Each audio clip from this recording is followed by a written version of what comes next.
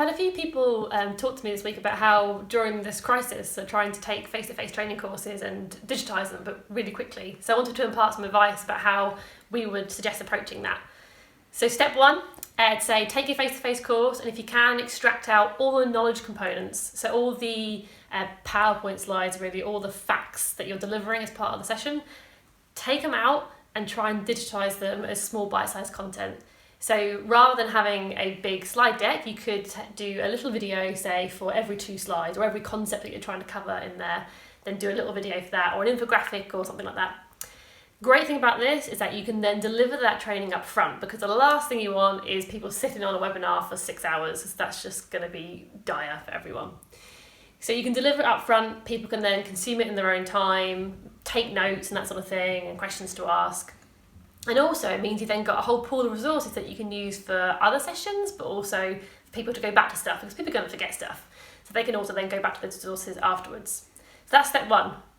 Extract that knowledge and break it down to bite-sized chunks. Step 2 is looking at your delivery.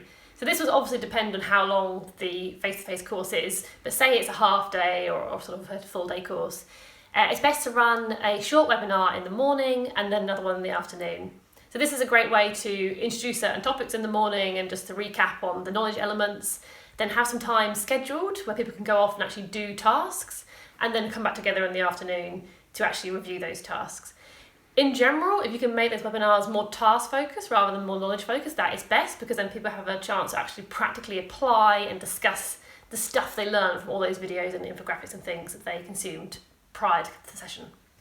And step 3 is giving people some social tools to actually communicate and collaborate during that practical time and just in general. So if you can set up forums, space people to ask questions, maybe buddy people up together, so during that practical time where they're working remotely they can actually interact with each other. And ultimately, if you can, actually get people to capture the work they're doing and share it. So it could be they're creating little videos on their tasks to explain how they've applied things or discussions they've had, or maybe they're posting up written versions of that as well, just to get the conversation going so you don't feel too lonely during that middle time where you're doing practical work. So those are the 3 steps that I'd suggest taking when you're breaking down a face-to-face training course and creating it digitally as quickly as you possibly can.